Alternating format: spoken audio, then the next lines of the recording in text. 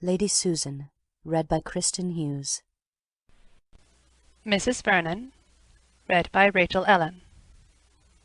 Mr. de Courcy, read by Patrick Beverley. 1. Lady Susan Vernon to Mr. Vernon. Langford, December.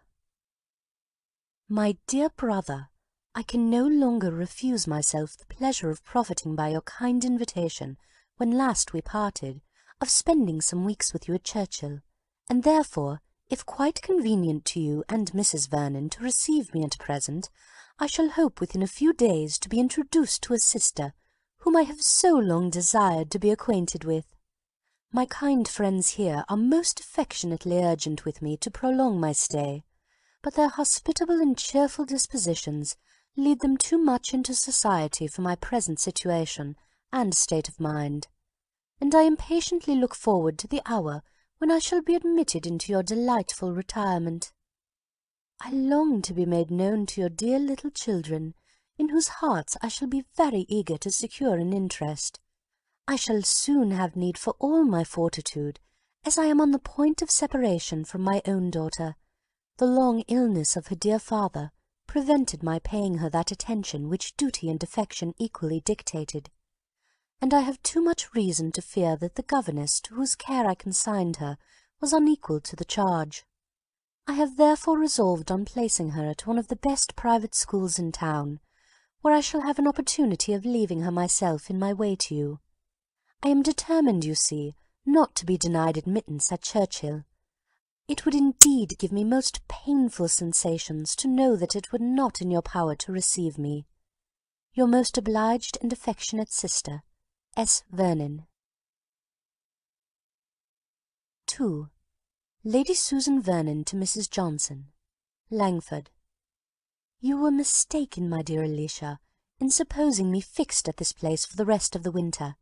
It grieves me to say how greatly you were mistaken, for I have seldom spent 3 months more agreeably than those which have just flown away. At present nothing goes smoothly. The females of the family are united against me. You foretold how it would be when I first came to Langford, and Mannering is so uncommonly pleasing that I was not without apprehensions for myself. I remember saying to myself, as I drove to the house, I like this man, pray heaven no harm comes of it. But I was determined to be discreet, to bear in mind my being only 4 months a widow, and to be as quiet as possible, and I have been so, my dear creature. I have admitted no one's attentions but Mannering's. I have avoided all general flirtation whatever. I have distinguished no creature besides, of all the numbers resorting hither, except Sir James Martin, on whom I bestowed a little notice in order to detach him from Miss Mannering. But if the world could know my motive there, they would honour me. I have been called an unkind mother, but it was the sacred impulse of maternal affection. It was the advantage of my daughter that led me on, and if that daughter were not the greatest simpleton on earth, I might have been rewarded for my exertions as I ought. Sir James did make proposals to me for Frederica, but Frederica, who was born to be the torment of my life, chose to set herself so violently against the match that I thought it better to lay aside the scheme for the present. I have more than once repented that I did not marry him myself, and were he but 1 degree less contemptibly weak, I certainly should. But I must own myself rather romantic in that respect, and that riches only will not satisfy me. The event of all this is very provoking. Sir James is gone, Maria highly incensed, and Mrs. Mannering insupportably jealous. So jealous, in short, and so enraged against me, that, in the fury of her temper, I should not be surprised at her appealing to her guardian, if she had the liberty of addressing him. But there your husband stands my friend, and the kindest, most amiable action of his life was throwing her off for ever on her marriage. Keep up his resentment, therefore, I charge you. We are now in a sad state. No house was ever more altered. The whole party are at war, and Mannering scarcely dares speak to me. It is time for me to be gone. I have therefore determined on leaving them, and shall spend, I hope, a comfortable day with you in town this week. If I am as little in favour with Mr. Johnson as ever, you must come to me at 10 Wigmore Street, but I hope this may not be the case, for as Mr. Johnson, with all his faults, is a man to whom that great word respectable is always given, and I am known to be so intimate with his wife, his slighting me has an awkward look. I take London in my way to that insupportable spot, a country village, for I am really going to Churchill. Forgive me, my dear friend, it is my last resource. Were there another place in England open to me, I would prefer it. Charles Vernon is my aversion, and I am afraid of his wife. At Churchill, however, I must remain till I have something better in view. My young lady accompanies me to town, where I shall deposit her under the care of Miss Summers in Wigmore Street till she becomes a little more reasonable. She will make good connections there, as the girls are all of the best families. The price is immense, and much beyond what I can ever attempt to pay. Adieu. I will send you a line as soon as I arrive in town. Yours ever, S. Vernon. 3. Mrs. Vernon to Lady de Courcy. Churchill. My dear Mother, I am very sorry to tell you that it will not be in our power to keep our promise of spending our Christmas with you, and we are prevented that happiness by a circumstance which is not likely to make us any amends. Lady Susan, in a letter to her brother-in-law, has declared her intention of visiting us almost immediately, and as such a visit is in all probability merely an affair of convenience, it is impossible to conjecture its length. I was by no means prepared for such an event, nor can I now account for her ladyship's conduct. Langford appeared so exactly the place for her in every respect, as well from the elegant and expensive style of living there, as from her particular attachment to Mr. Mannering, that I was very far from expecting so speedy a distinction, though I always imagined from her increasing friendship for us since her husband's death, that we should, at some future period, be obliged to receive her. Mr. Vernon, I think, was a great deal too kind to her when he was in Staffordshire. Her behaviour to him, independent of her general character, has been so inexcusably artful and ungenerous since our marriage was first in agitation, that no one less amiable and mild than himself could have overlooked it all, and though, as his brother's widow, and in narrow circumstances, it was proper to render her pecuniary assistance, I cannot help thinking his pressing invitation to her to visit us at Churchill perfectly unnecessary. Disposed, however, as he always is, to think the best of every one, her display of grief, and professions of regret, and general resolutions of prudence, were sufficient to soften his heart and make him really confide in her sincerity. But, as for myself, I am still unconvinced, and plausibly as her ladyship has now written, I cannot make up my mind till I better understand her real meaning in coming to us. You may guess, therefore, my dear madam, with what feelings I look forward to her arrival. She will have occasion for all those attractive powers for which she is celebrated to gain any share of my regard, and I shall certainly endeavour to guard myself against their influence, if not accompanied by something more substantial. She expresses a most eager desire of being acquainted with me, and makes very gracious mention of my children, but I am not quite weak enough to suppose a woman who has behaved with inattention, if not with unkindness, to her own child should be attached to any of mine. Miss Vernon is to be placed at a school in London before her mother comes to us, which I am glad of, for her sake and my own. It must be to her advantage to be separated from her mother, and a girl of 16, who has received so wretched an education, could not be a very desirable companion here. Reginald has long wished, I know, to see the captivating Lady Susan, and we shall depend on his joining our party soon. I am glad to hear that my father continues so well, and am, with best love, etc., Catherine Vernon. 4. Mr. de Courcy to Mrs. Vernon. Parklands. My dear sister, I congratulate you and Mr. Vernon on being about to receive into your family the most accomplished coquette in England. As a very distinguished flirt, I have always been taught to consider her, but it has lately fallen in my way to hear some particulars of her conduct at Langford, which prove that she does not confine herself to that sort of honest flirtation which satisfies most people, but aspires to the more delicious gratification of making a whole family miserable. By her behaviour to Mr. Mannering she gave jealousy and wretchedness to his wife, and by her attentions to a young man previously attached to Mr. Mannering's sister, deprived an amiable girl of her lover. I learnt all this from Mr. Smith, now in this neighbourhood (I have dined with him at Hurst and Wilford), who is just come from Langford, where he was a fortnight with her ladyship, and who is therefore well qualified to make the communication. What a woman she must be! I long to see her, and shall certainly accept your kind invitation, that I may form some idea of those bewitching powers which can do so much, engaging at the same time, and in the same house, the affections of two men, who were neither of them at liberty to bestow them, and all this without the charm of youth. I am glad to find Miss Vernon does not accompany her mother to Churchill, as she has not even manners to recommend her, and, according to Mr. Smith's account, is equally dull and proud. Where pride and stupidity unite, there can be no dissimulation worthy of notice, and Miss Vernon shall be consigned to unrelenting contempt. But, by all that I can gather, Lady Susan possesses a degree of captivating deceit, which it must be pleasing to witness and detect. I shall be with you very soon, and am ever, your affectionate brother, R. de Courcy. 5. Lady Susan Vernon to Mrs. Johnson, Churchill. I received your note, my dear Alicia, just before I left town, and rejoiced to be assured that Mr. Johnson suspected nothing of your engagement the evening before. It is undoubtedly better to deceive him entirely, and since he will be stubborn, he must be tricked. I arrived here in safety, and have no reason to complain of my reception from Mr. Vernon, but I confess myself not equally satisfied with the behaviour of his lady.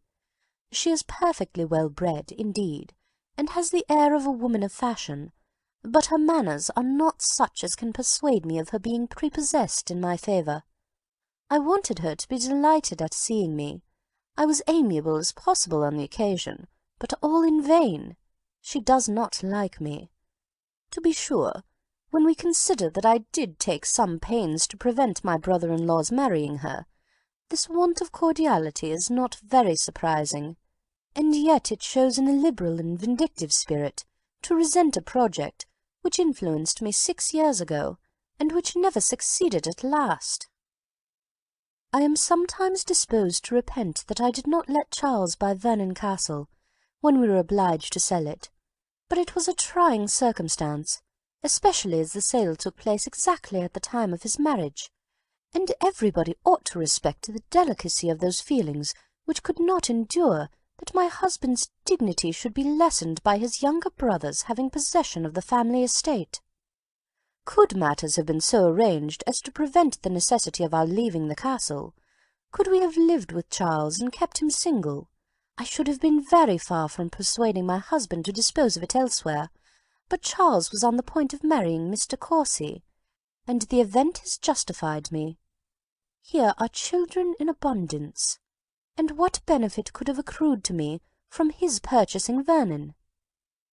My having prevented it may perhaps have given his wife an unfavourable impression, but where there is a disposition to dislike, a motive will never be wanting.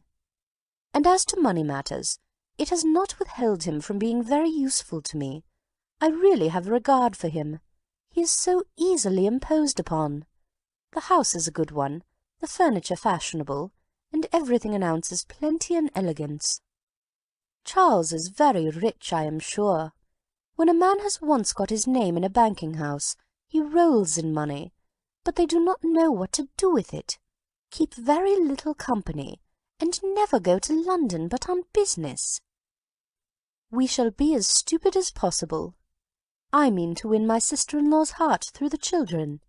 I know all their names already, and am going to attach myself with the greatest sensibility to one in particular, a young Frederick, whom I take on my lap and sigh over for his dear uncle's sake. Poor Mannering! I need not tell you how much I miss him, how perpetually he is in my thoughts. I found a dismal letter from him on my arrival here, full of complaints of his wife and sister, and lamentations on the cruelty of his fate. I passed off the letter as his wife's to the Vernons, and when I write to him it must be under cover to you. Ever yours, S. Vernon.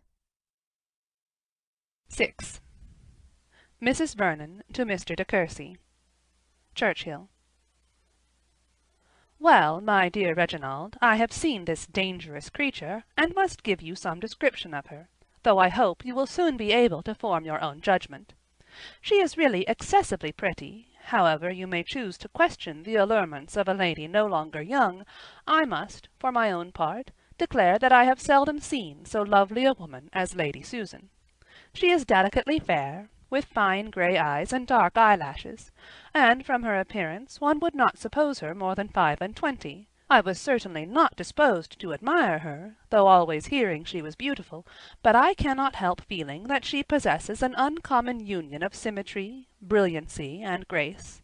Her address to me was so gentle, frank, and even affectionate, that, if I had not known how much she has always disliked me for marrying Mr. Vernon, and that we had never met before, I should have imagined her an attached friend. One is apt, I believe, to connect assurance of manner with coquetry, and to expect that an impudent address will naturally attend an impudent mind. At least I was myself prepared for an improper degree of confidence in Lady Susan. But her countenance is absolutely sweet, and her voice and manner winningly mild. I am sorry it is so, for what is this but deceit? Unfortunately, one knows her too well. She is clever and agreeable, has all that knowledge of the world which makes conversation easy, and talks very well, with a happy command of language, which is too often used, I believe, to make black appear white.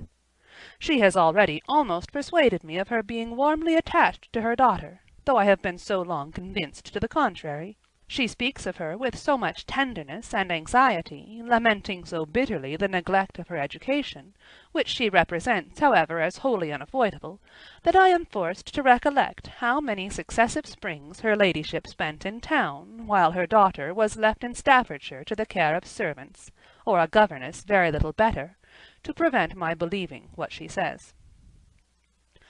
If her manners have so great an influence on my resentful heart, you may judge how much more strongly they operate on Mr. Vernon's generous temper.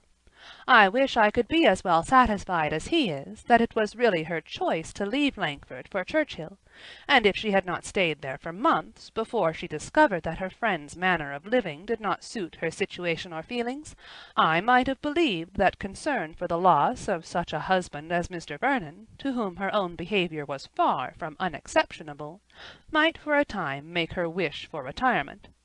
But I cannot forget the length of her visit to the Mannerings, and when I reflect on the different mode of life which she led with them from that to which she must now submit, I can only suppose that the wish of establishing her reputation by following, though late, the path of propriety, occasioned her removal from a family where she must in reality have been particularly happy. Your friend Mr. Smith's story, however, cannot be quite correct, as she corresponds regularly with Mrs. Mannering. At any rate, it must be exaggerated.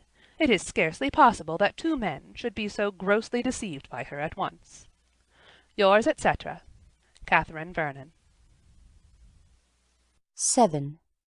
Lady Susan Vernon to Mrs. Johnson. Churchhill. My dear Alicia, you are very good in taking notice of Frederica, and I am grateful for it as a mark of your friendship. But as I cannot have any doubt of the warmth of your affection, I am far from exacting so heavy a sacrifice. She is a stupid girl, and has nothing to recommend her. I would not, therefore, on my account, have you encumber one moment of your precious time by sending for her to Edward Street, especially as every visit is so much deducted from the grand affair of education, which I really wish to have attended to while she remains at Miss Summers's. I want her to play and sing with some portion of taste, and a good deal of assurance, as she has my hand and arm and a tolerable voice.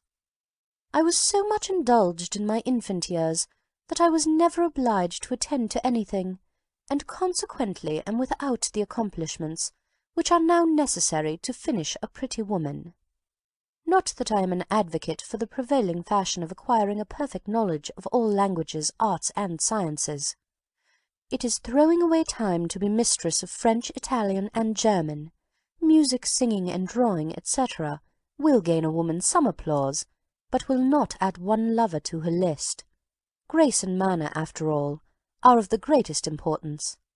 I do not mean, therefore, that Frederica's acquirements should be more than superficial, and I flatter myself that she will not remain long enough at school to understand anything thoroughly. I hope to see her the wife of Sir James within a 12-month. You know on what I ground my hope, and it is certainly a good foundation, for school must be very humiliating to a girl of Frederica's age, and, by the by, you had better not invite her any more on that account, as I wish her to find her situation as unpleasant as possible. I am sure of Sir James at any time, and could make him renew his application by a line. I shall trouble you meanwhile to prevent his forming any other attachment when he comes to town.